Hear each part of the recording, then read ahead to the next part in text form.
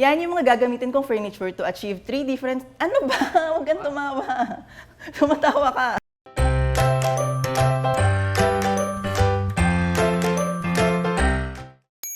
Hi, this is Elle and welcome to another video. Actually, ang video natin ngayon is really special kasi I am one of the chosen 12 channels to participate dito sa YouTube NextUp Manila Class of 2018.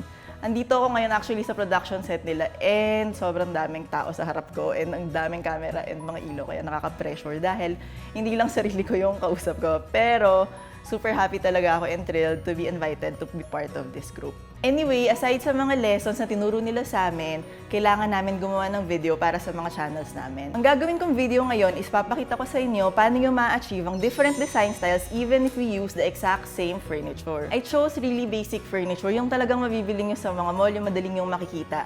Like this sofa, this coffee table, and this dining table. Yan yung mga furniture na gagamitin natin to achieve 3 different design styles which is Bohemian Chic, Tropical Scandinavian, and Urban Industrial. So mag-start tayo sa Bohemian Chic. Ano ba yung Bohemian Chic? Or yung tinatawag nilang boho style. Actually, yung mga ganun naman is ano lang siya, very relaxed and casual na style. Yung very laid back lang talaga. May pagka-collected style lang siya. Para siyang yung look na mga na-collect mong items sa mga travels mo, mga Moroccan or Turkish-inspired na mga textile, mga fabric. Basta ang importante dito, very relaxed lang talaga yung feel nung bahay mo. So, paano natin na-achieve ang Bohemian Chic look dito sa plain na space na to? Simulan natin sa walls. Pagdating naman sa Bohemian na style, marami kang color option sa wall. Pero dahil ang pinili kong look is yung chic nga, ang lalagay nating color is yung very dusty na peachy pink na look na yung very usong-usong ngayon na millennial pink. Pero medyo mas mature lang yung gawin natin ng konti. Yung sa curtain naman, ang pinili kong design is yung very may pagka-natural, may pagka-tie-dye effect para medyo handmade yung effect ng curtain mo. Pagdating naman sa accent furniture, ang lagay natin is itong rattan chair kasi bagay na bagay siya sa mga bohemian na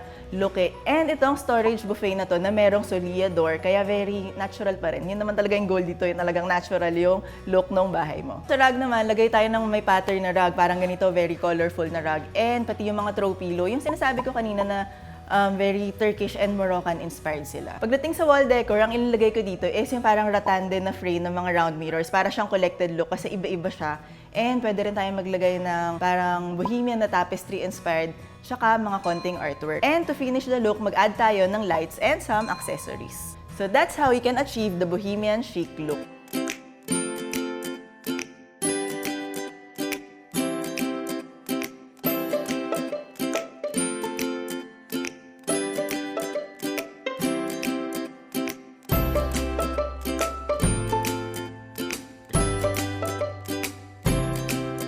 So, yung next nating look is yung Tropical Scandinavian. Ano nga ba yung Scandinavian na design? Actually, yung very fresh lang, simple, clean lang yung look na yun. Mostly ngayon gamit nila white walls lang eh.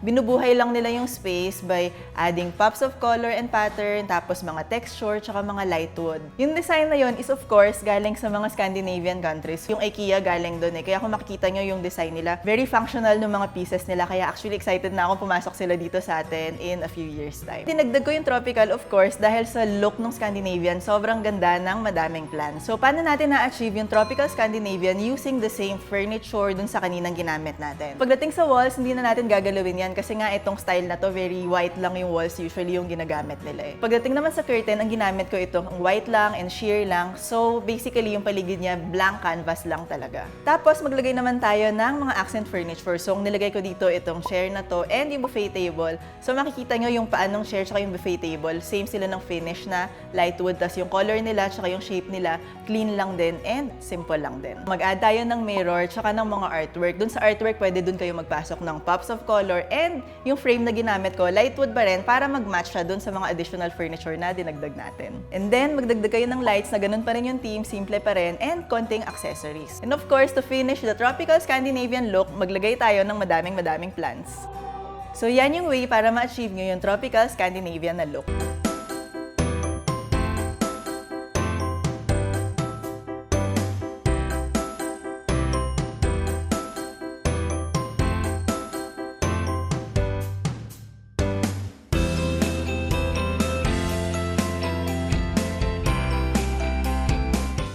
So, yung next style na gagawin natin is yung urban industrial. Ano ba yung industrial style? Yun yung very unfinished nung look, ang daming raw finishes, Yun yung may mga bricks ka, concrete, tapos mga exposed beam and pipes, mga ganyan. Tapos marami din dyang metal and mga raw na wood. So may pagka-masculine talaga and rugged nitong look na to. Kaya ako dinagdag yung urban para medyo mas streamline naman yung look na to para ma-achieve yung very New York City loft na feel. Paano natin ma-achieve yung look na yan using the same basic furniture dun sa blank space na yon? Mag-start tayo sa wall. Maglagay tayo ng accent brick wall. Kung hindi nyo kaya magpa-install ng actual na brick, maraming option na wallpaper na ang ganda pa rin yan tignan talaga. So, pwede yung gamitin yon para medyo mas pasok sa budget. Tapos yung ibang wall naman, paint nyo na lang ng neutral gray. And yung sa window treatment natin, instead of using curtains, ang ginamit ko is yung blinds para dun nga sa medyo streamlined na look. And for some accent furniture, lagay tayo nitong chair na to and some storage cabinet na merong very modern na industrial na feel. Tapos for the wall, pwede ka rin maglagay dyan ng shelf na wood, tapos may bracket na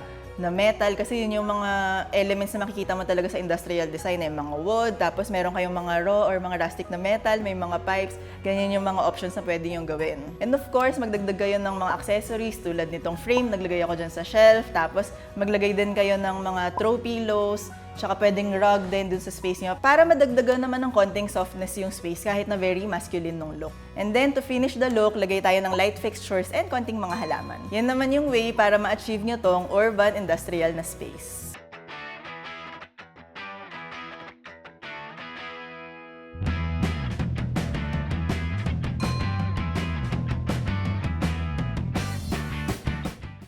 As you can see, sa 3 looks na yon, pare-parehong furniture lang yung ginamit natin. Pero sobrang naging iba-iba talaga yung feel, yung vibe ng space.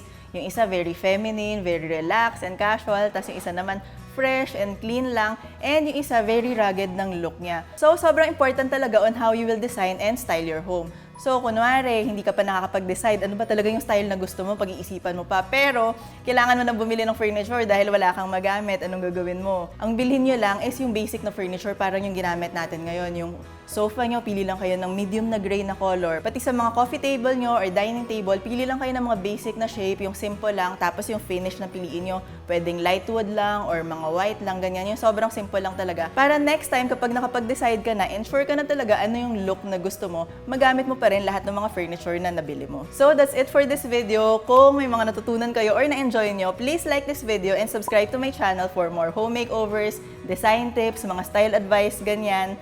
And yun lang. That's it for now. Bye!